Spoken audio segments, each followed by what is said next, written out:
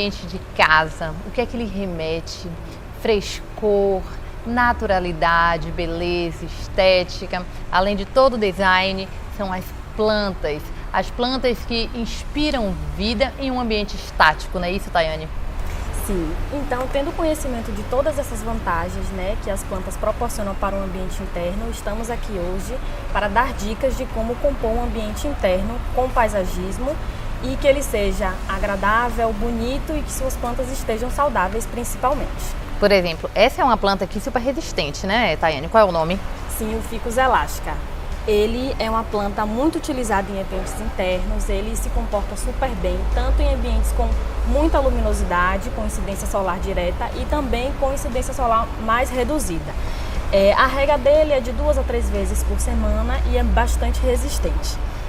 Uma forma bem harmônica de utilizar ele é com vasos mais claros, com tons mais claros, já que ele tem uma folhagem mais escura. Então, utilizar o contraste na composição do paisagismo é sempre uma ótima dica.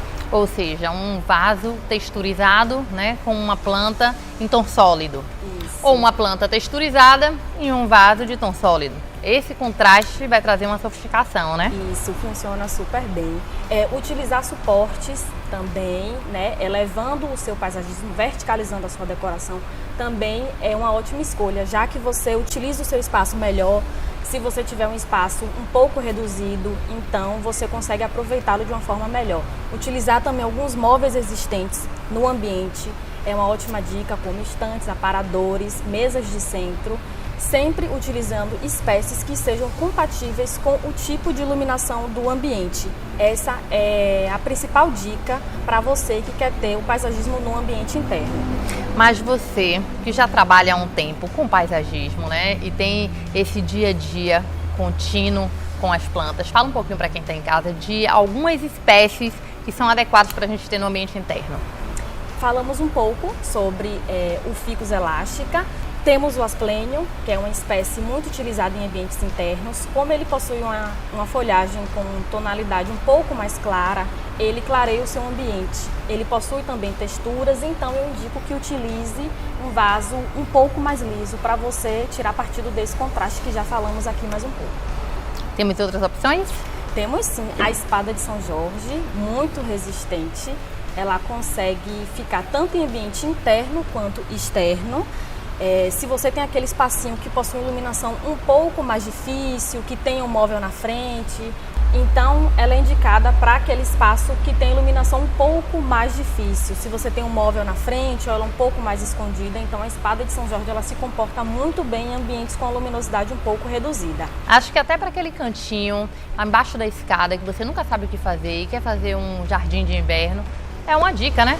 Sim, muito utilizada. Agora é importante salientar que esses ambientes mais escondidos e com a iluminação um pouco mais reduzida, você precisa também ter uma atenção redobrada. Não significa que ela não vai precisar de atenção, ela precisa de atenção como todas as outras. Então é importante utilizar espécies mais resistentes e sempre ficar atento. Temos o Philodendron Brasil, ele é similar à jiboia, a jiboia é bem utilizada e o Philodendron Brasil ele possui uma característica um pouco mais diferente, que ele possui uma folhagem um pouco maior e a tonalidade mais vibrante. Então ele é uma espécie pendente, que ele pode ser utilizado em estantes, aparadores, fica muito bonito também em uma mesa de centro, com as folhas assim esparramadas pela superfície e a manutenção dele é muito tranquila.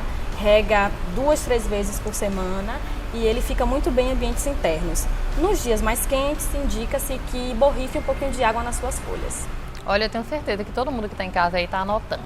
Eu não sou expert em plantas, sim na estética e onde posicioná-las, mas sempre procuro o auxílio de uma empresa especializada para que possa nos orientar, né, com relação ao projeto e a utilização do espaço através do modo de vida do cliente. Mas tem mais? Temos sim. Eu gostaria de deixar uma dica muito importante que é a respeito do posicionamento dessas espécies. O melhor local para posicionar as espécies é próximo de janelas, portas de vidro, superfícies vazadas, para que esse ambiente tenha uma luminosidade adequada para a sobrevivência dessas plantas.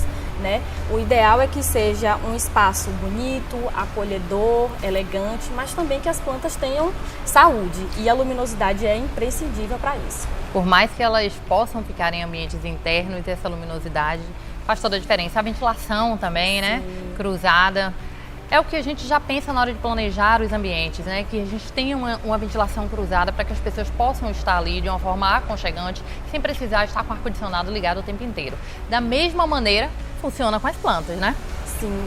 Outra dica importante é prestar bastante atenção com cortinas, persianas e películas. Estando próximo de janelas, elas precisam estar abertas, né?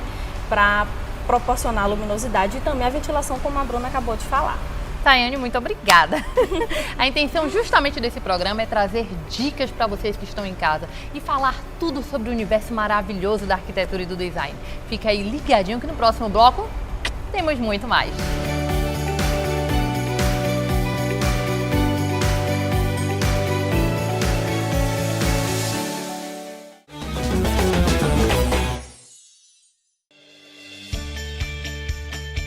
Folhas Urbanas é uma empresa baiana focada em soluções de jardinagem e paisagismo, agregando para você produtos e serviços personalizados de alto padrão.